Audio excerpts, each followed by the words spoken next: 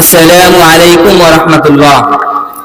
আলহামদুলিল্লাহি ওয়াহদা ওয়াসসালাতু ওয়াসসালামু আলা মান লা নাবিয়্যা বা'দা, আম্মা বা'দ। আউযু বিল্লাহি মিনাশ শাইতানির রাজীম। বিসমিল্লাহির রাহমানির রাহিম। ওয়া মা আতাকুমুর রাসূলু ফাখুযুহু ওয়া মা নাহাকুম আনহু ফান্তাহু। وعن عائشة رضي الله عنها قالت قال رسول الله صلى الله عليه وسلم من أحدث في أمرنا هذا ما ليس منه فهو رد। মহামান্য আজকের এই বাৎসরিক আঞ্জুমানের নির্বাচিত সভাপতি মহাশয় ও বিচারক মণ্ডলী ও শিক্ষক মহাশয়গণ ও শ্রোতাবিন্দু, যাবতীয় প্রশংসা সেই মহান আল্লাহ তাআলার জন্য, যিনি আমাকে আজকে এই অত্র জামিয়ায় সালানা আঞ্জুমানের প্রতিযোগিতায় অংশগ্রহণ করার সুযোগ দান করেছেন। অতঃপর নবী মুহাম্মদ সাল্লাল্লাহু আলাইহি ওয়াসাল্লামের উপর অগণন্য শান্তির ধারা বর্ষিত হোক, আমিন সুম্মা আমিন। সম্মানীয় উপস্থিতি, আজ আমার আলোচ্য বিষয় হচ্ছে ইসলামের দৃষ্টিতে নববর্ষ উদযাপন। সর্বপ্রথম আমরা জেনে নিই নববর্ষ কাকে বলা হয়, তারপরে আমরা জানবো উদযাপনটা কেমন কেমন হয় এবং বিভিন্ন দেশে বিভিন্ন ভাবে এই উদযাপন পালিত হয়। তারপরে আমরা জানবো কোরআন ও হাদিস ইসলামের দৃষ্টিতে এই নববর্ষকে কি বলে। তো আমরা সর্বপ্রথম জেনে নিই নববর্ষ কাকে বলা হয়। নববর্ষ বলা হয় নিউ ইয়ার, নতুন বছরের আগমনকে নববর্ষ বলা হয়। নববর্ষ জানলাম, এবার আমরা একটু উদযাপনটা জেনে নিই যে উদযাপনটা কেমন কেমন হয়। উদযাপন হচ্ছে যে নতুন বছরের আগমনের আয়োজিত উৎসব অনুষ্ঠান বা নাচ গান, নারী পুরুষদের অবাধ্য মেলামেশা, হাসি ঠাট্টা, গান বাজনা আর মদ্যপান করা, এই সব হচ্ছে উদযাপন। আর এই উদযাপন বিভিন্ন দেশে বিভিন্ন ভাবে পালিত হয়। যেমন আমেরিকাতে এই নববর্ষের রাতে প্রায় 30 লক্ষ চাইতেও বেশি লোক এক জায়গায় অংশগ্রহণ করে। আর অস্ট্রেলিয়া একটি দেশ রয়েছে, সেই অস্ট্রেলিয়ার সিডনি বলে একটি জায়গা রয়েছে, সেখানে 15 লক্ষ চাইতেও বেশি লোক এক জায়গায় অংশগ্রহণ করে এবং সেই 15 লক্ষ লোকের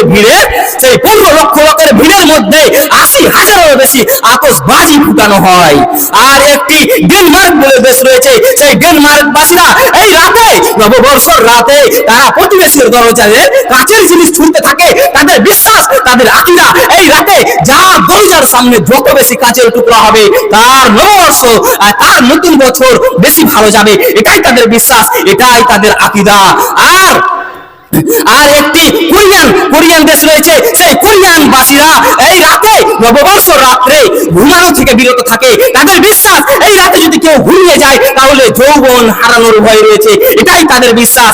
আর আজকের আমাদের এই ভারতবর্ষে রাত 12টা বাজার সাথে সাথেই আতশবাজি ফুটানো শুরু হয়ে যায়, আর নাচ গান, আর হই হাল্লা, আর নারী পুরুষদের অবাধ্য মেলামেশা আর মদ্যপান শুরু হয়ে যায়। আর আজ আমাদের এই গ্রাম অঞ্চলে আমাদের বিশ্বাস হয়ে গেছে, আমার মনে হচ্ছে যে আমাদের বিশ্বাস হয়ে গেছে যে এই রাতে আমাদেরকে মাংস খেতে হবে, গোশত খেতে হবে, এটাই আমাদের বিশ্বাস হয়েছে। কারণ আমি দেখতে পাই এই নববর্ষের রাত্রে সবাই পিকনিক মানায়, সবাই ভোজ করে, এটাই আমাদের বিশ্বাস হয়ে গেছে, এরকম মনে হয় আমার। তাহলে আমরা জেনে নিলাম নববর্ষ কাকে বলা হয় এবং উদযাপনটা কেমন কেমন হয় এবং বিভিন্ন দেশে বিভিন্ন ভাবে এই উদযাপন পালিত হচ্ছে। এবার আমরা জানবো ইসলামের দৃষ্টিতে এটাকে কি বলে। মহান আল্লাহ তাআলা তার মহাগ্রন্থ আল কোরআনের মধ্যে স্পষ্ট রূপে উল্লেখ করেছেন, কুল ইন কুনতুম তুহিব্বুনাল্লাহ ফাত্তাবিউনি।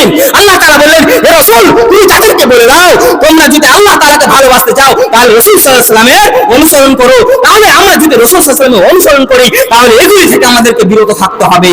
মহান আল্লাহ তাআলা আরো বলেছেন, লাকাদ কানা লাকুম ফি রাসূলিল্লাহি উসওয়াতুন হাসানা।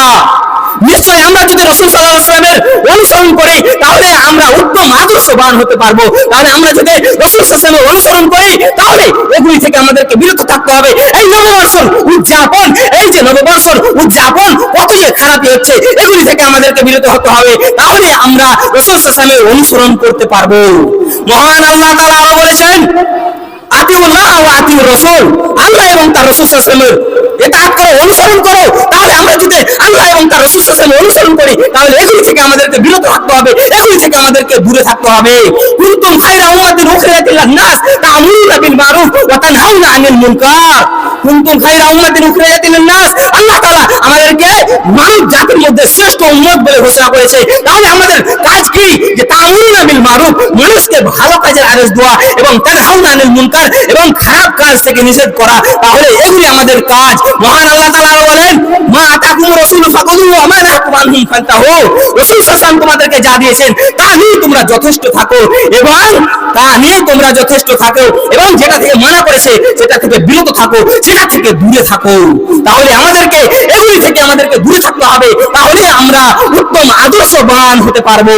আল্লাহ রাসূল সাল্লাল্লাহু আলাইহি ওয়াসাল্লাম বলেছেন, সহিহ বুখারী হাদিস নম্বর 2697, আয়েশা রাদিয়াল্লাহু তাআলা আনহা থেকে বর্ণিত আন আয়েশা قال রাসূলুল্লাহ সাল্লাল্লাহু আলাইহি ওয়াসাল্লাম মান আহাদাসা ফি আমরিনা হাযা মা লাইসা মিনহু ফাহুয়া রাদ্দুন।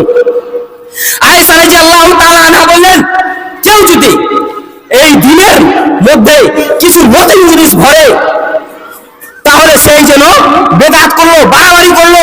তাহলে এইগুলি, এই যে নববর্ষের উদযাপন পালিত হচ্ছে, এগুলি হচ্ছে বাড়াবাড়ি, এগুলি হচ্ছে নতুন জিনিস। তাহলে এগুলি থেকে আমাদেরকে বিরত থাকতে হবে, এগুলি থেকে আমাদেরকে দূরে থাকতে হবে। তাহলে আমরা উত্তম আদর্শবান হতে পারবো। এগুলি থেকে আমাদেরকে দূরে থাকতে হবে, তাহলে আমরা উত্তম আদর্শবান হতে পারবো। আল্লাহ রাসূল সাল্লাল্লাহু আলাইহি ওয়াসাল্লাম আরো বলেন, আবু দাউদ হাদিস ইবনে উমর রাদিয়াল্লাহু তাআলা থেকে বর্ণিত, আন ইবনে উমর قال রাসূলুল্লাহ সাল্লাল্লাহু আলাইহি ওয়াসাল্লাম, মান তাসাব্বাহা বিকওমিন ফাহুয়া মিনহুম। কেউ যদি কোন জাতির অনুসরণ করে সেই যেন তার দলভুক্ত হয়ে যাবে। তাহলে এগুলি আমাদের জাতির মধ্যে পড়ে না, আমাদের মধ্যে পড়ে না। এগুলি হচ্ছে ইহুদি, খ্রিস্টান, বেদুইন আর হিন্দু কত রকমের ধর্ম, এরা এগুলি মানে। এগুলি যদি আমরা করি তাহলে তার দলভুক্ত হয়ে যাব, সেই জাতির মধ্যে হয়ে যাব। এগুলি থেকে আমাদেরকে দূরে থাকতে হবে, এগুলি থেকে আমাদেরকে বিরত থাকতে হবে। তাহলে আমরা উত্তম আদর্শবান হতে পারবো।